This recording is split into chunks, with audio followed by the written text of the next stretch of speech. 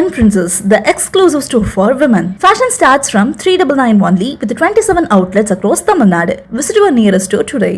பொண்ணு பார்க்க வரும்போது கல்யாண பொண்ணு தானே காஃபி கொடுப்பாங்க. ஆனா கல்யாணம் ஆன பொண்ணு காஃபி கொடுப்பாளா? What? Aachi royal gulab jamun packs ஒன்று வாங்கினால் ஒன்று இலவசம். இந்த வீடியோவில் நம்ம என்ன பார்க்க போறோம்னா, மீனராசிக்காரர்களுக்கு 2025 அக்டோபர் மாதம் எத்தகைய ஒரு மாதமாக இருக்க போகுதுன்னு பார்க்குறோம். இந்திய வேத ஜோதிடத்தின் அடிப்படையில், சயின்டிஃபிக் வேதிக் அஸ்ட்ராலஜி முறையில் நாம் எதையும் மிகைப்படுத்தாமல், பரிகாரங்கள் அது மாதிரி மூட நம்பிக்கையில் போகாமல் உள்ளது உள்ளவாறு சயின்டிஃபிக்காக நம்ம பார்க்க போகிறோம். மீனராசிக்கு பார்த்தீங்கன்னா இப்போ ஜென்மசனி போய் கொண்டிருக்கிறது. சனி ராசிக்குள்ளேயே வருவதனால நிறையாவே தோட வாழ்க்கையில் சில இக்கட்டான சூழ்நிலைகள், சில மனசுக்கு கிளாரிட்டி கொடுக்காத சில விஷயங்கள், என்ன நடக்கப் போகிறதுங்கிறதுல சில தெளிவுகள் இல்லாத சில அமைப்புகள் உருவாகி கொண்டு இருக்கிறதுங்கிறதான் உண்மை.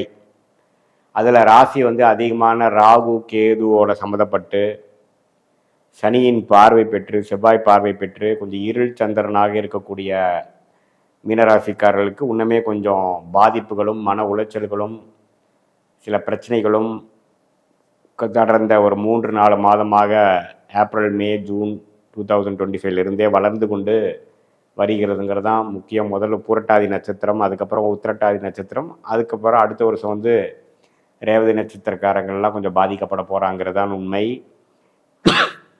இதில் பயப்படக்கூடிய விஷயங்கள் இல்லை என்றாலும் வாழ்க்கைக்கு சில விஷயங்கள் தேவையான சில மாற்றங்கள், தவிர்க்க முடியாத சில மாற்றங்களை எதிர்கொள்ள வேண்டிய ஒரு காலகட்டமாக சமயமாக வரும் என்பது நம்ம தெரிஞ்சு கொள்ள வேண்டும்.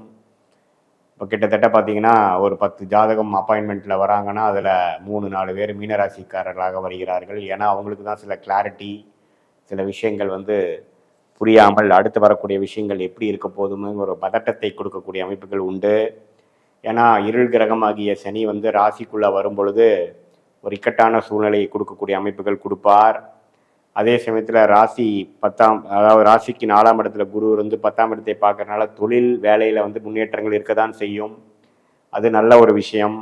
என்னதான் மனம் ஓரளவுக்கு பாதிக்கப்பட்டாலும் மற்ற விஷயங்கள் கொஞ்சம் பாசிட்டிவாக இருந்து கை தூக்கக்கூடிய அமைப்புகள் உண்டு. ராகு 12ஆம் இடத்திலும் கேது 6ஆம் இடத்திலும் இருக்கும் பொழுது சில பேர்த்துக்கு வம்பு வழக்குகள், தேவையில்லாத சில விஷயங்கள்லாம் வரக்கூடியது. வெளிநாடு ட்ராவலிங், குடுக்கல் வாங்கல சிரமங்கள், இது மாதிரி சில விஷயங்கள்லாம் வர வாய்ப்பு உண்டு.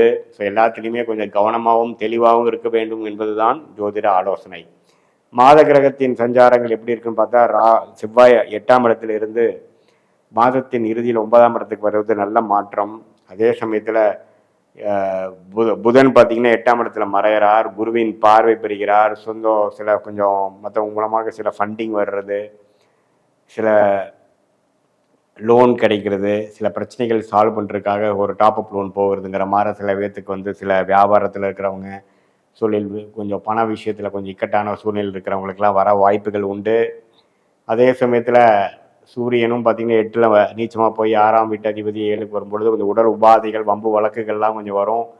ஆனால் குருவின் பார்வை இருக்கிறனால சமாளிக்கிற அளவுக்கு தான் இருக்குமே ஒழிய பயப்பட வேண்டியதில்லை. ஸோ அதே சமயத்தில் சுக்கிரன் 7ஆம் இடத்துக்கு வருகிறதும் பார்த்திங்கன்னா சில விஷயங்கள், புது நண்பர், புது பங்குதாரர் மூலமாக சில பெனிஃபிட்ஸ் அடையிறது, சில பிரச்சனைகள் சால்வ் பண்ணிக்கிறதுங்கிற மாதிரி சில தொழில் முனைவோருக்கு வரக்கூடிய அமைப்புகள் உண்டு. பொதுவாக சொல்ல வேணால் கொஞ்சம் வெளிநாடு விஷயங்கள், திடீர்னு பிரயாணங்கள், திடீர்னு ஒரு வெளி மாநிலம் போயிட்டு வர்றது, சில விஷயங்கள் கைக்கு வந்தது வாய்க்கு வரவில்லைங்கிற மாதிரி விஷயங்கள் எல்லாமே கொஞ்சம் ஸ்லோவாக போகிற மாதிரி அமைப்புகள்லாம் உண்டு. ஸோ மீனராசிக்காரர்கள் இந்த காலகட்டத்தில் நம்ம பொறுமையும் விவேகமாகவும் இருக்கணும். எதுவுமே எடுத்தமா கவுத்தமானு முடியாது, எல்லாமே இழுபறியாக போகக்கூடிய அமைப்புகள் உண்டு. பொறுமையாக இருந்து வாழ்க்கையில் ஜெயிக்க வேண்டிய அமைப்புகளாக இருக்கிறது. சர்வைவல் தான் மெயினான மோட்டோவாக அடுத்த ஒரு 6 மாதம், 1 மாதத்துக்கு, 1 வருஷத்துக்குமே இருக்கக்கூடிய அமைப்புகள் இருக்குது. இப்போ பார்த்தீங்கன்னா புரட்டாதி நட்சத்திரக்காரங்கள்லேருந்து உத்திரட்டாதி நட்சத்திரக்காரங்களாக கொஞ்சம் மெதுவாக சில மன அழுத்தங்கள், உடல் உபாதைகள், அவங்களுக்கு வயசுக்கு ஏற்ற சில பிரச்சனைகளை கொடுக்கக்கூடிய அமைப்புகள் கொண்டிருக்கிறது. கொஞ்சம் கவனமாகவும் பொறுமையாகவும் மெடிடேஷன், மூச்சு பயிற்சி, பிராணாயாமம் அது மாதிரி சில விஷயங்களை செய்து மனம் இறுக்கத்தை குறைத்து கொஞ்சம் ரிலாக்ஸாக சில விஷயங்கள் கைமீறி போகாமல் மன அமைதியை காக்க வேண்டும் என்பதுதான் ஜோதிட ஆலோசனை. இது ஒரு தற்காலிகமான ஒரு அமைப்பை ஒழிய ஒரு அக்டோபர் மாதம் முடிந்து கொஞ்சம் சில மாதங்கள்லாம் வரும்பொழுது படிப்படியாக உத்திரட்டாதி நட்சத்திரம் முதல் பாதம் 2 பாதத்தில் இருக்கிறவங்களாம் கொஞ்சம் படிப்படியாக பிரச்சனையிலிருந்து மீண்டு வரக்கூடிய அமைப்புகள் உண்டு. கிளாரிட்டி கிடைக்கக்கூடிய அமைப்புகள் உண்டு. இது ஒரு பொதுவான பலன்கள் தான். உங்களுடைய ஜென்ம ஜாதகத்தில் எத்தகைய ஒரு தசாபுக்திகள் போய்கொண்டு இருக்கிறது, நீங்கள் என்ன லக்னத்தில் பிறந்தீங்க, இந்த லக்னத்துக்கு தசநாதன் எந்த ஆதிபத்தியம் பெறுகிறார், நல்லவரா, எப்படி, எது மாதிரி யோகத்தை கொடுக்கக்கூடியவரா, பிரச்சனை கொடுக்கக்கூடியவரா, இதே நல்ல ஒரு யோகமான தசைகள் போகும்பொழுது இந்த ஜென்மசனி தாக்குதல் பெரிய பிரச்சனையை பெரிய பாதிப்பை கொடுக்காது. இதே ஒரு சுமாரான தசைகளும் பிரச்சனைக்குரிய தசைகளும் போகும்பொழுது ஜென்மசனி தாக்கங்கள் கொஞ்சம் அதிகமாக தான் இருக்கும்.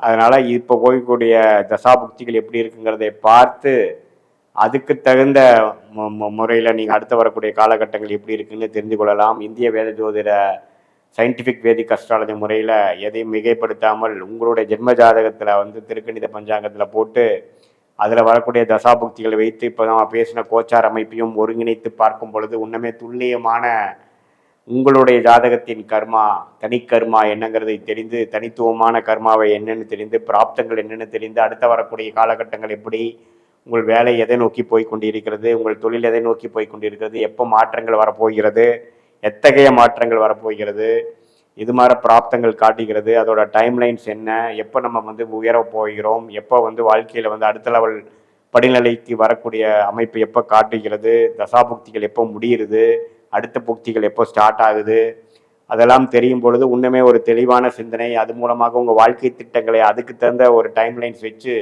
நீங்கள் பிளான் பண்ணும் பொழுது தேவையற்ற ஃப்ரஸ்ட்ரேஷன், கண்ணை கட்டி காட்டில் விட்ட மாதிரி எப்போ எதை பண்ணுறது எப்படி பண்ணுறதுன்னு தெரியாமல் முடிக்காமல் நம்மளோட இந்திய வேத ஜோதிடத்தோட விஷயத்தை புரிந்து கொண்டு அதை ஒரு வழிகாட்டியாக ஒரு கூகுள் மேப் மாதிரி வாழ்க்கையில் எப்படி நீங்கள் ஒரு இடத்துக்கு போகும்பொழுது ஒரு கூகுள் மேப் உங்களுக்கு உதவுதோ அதே மாதிரி இந்திய வேத ஜோதிடம் எதையும் மிகைப்படுத்தாமல் மிக பரிகாரங்கள் அது மாதிரி ஒரு மூடநம்பிக்கையில் போகாமல் உள்ளது உள்ளவாறு பார்க்கும் பொழுது நம்மளுடைய பிராப்தங்களை உள்ளமாறு தெரிந்து அதுக்கு தகுந்த மாதிரி திட்டங்களை தீட்டி வாழ்க்கையில் எளிதில் வெற்றி பெற முடியும். தேவையற்ற சமய விரயங்கள், பொருள் விரயங்களை தவிர்த்து தேவையற்ற விஷயங்களில் ஈடுபட்டு அது மூலமாக நம்ம நம்ம நேரங்களை வீண் அடித்து நாமளும் குழம்பி அடுத்தவங்களையும் குழப்பி அதற்குள்ளுக்கு அப்புறம் நமக்கு தேவையான விஷயத்துக்குள்ள வரும்பொழுது நம்மளுடைய வாழ்க்கைகள் நம்மளை அடுத்த கட்ட வெற்றியை நோக்கி நம்ம போக முடியாமல் பின்தங்கி விடுகிறோம் என்பதுதான் உண்மை. ஸோ நம்மளுடைய பிராப்தம் என்ன, நமக்கு நேரங்காலங்கள் எப்படி இருக்கிறது, எந்த நேரத்தில் மாறுதல் நல்லது, இப்போ மாறுதல் நல்லதா, எது மாதிரி விஷயங்கள் நம்ம காட்டுது, எப்போ நமக்கு அடுத்த புக்தி ஸ்டார்ட் ஆகுது, கோச்சார் அமைப்புகள் எப்படி இருக்குது, இந்த ஜென்மசனி தாக்கங்கள் எப்போ நம்மளுக்கு குறையும், இந்த தசாபுக்திகள் அடுத்தது இந்த பிரச்சனையிலேருந்து எப்போ மீண்டு வருவோம், கடன் எப்போ அடைக்க முடியும், எப்போ வம்பு வழக்குகள் முடியும், எப்போ திருமண விஷயங்கள் சாதகமாக நமக்கு அமையும், எப்போ காதல் கைகூடும், அது மாதிரி விஷயங்கள்லாம் நம்ம தனி ஜாதகத்தை பார்த்து உங்களுடைய தசாபுக்திகளை வைத்து உங்களுடைய ஸ்தான பலம் திக்பலம் எந்த கிரகம் உங்களுக்கு இப்போ உங்களை ஆட்கொண்டு இருக்கிறதுங்கிறதெல்லாம் நம்ம பார்த்து அதுக்கு தகுந்த மாதிரி ஒரு துல்லியமான பலன் எடுத்து நம்ம வாழ்க்கையில் அதுக்கு தகுந்த மாதிரி திட்டங்களை தீட்டி நம்ம வாழ்வே ஆனால் வாழ்க்கையில் எளிதில் வெற்றி பெற முடியும் என்று சொல்ல விரும்புகிறேன். மீண்டும் மற்றொரு காணொளியில் சந்திப்போம். நன்றி, வணக்கம்.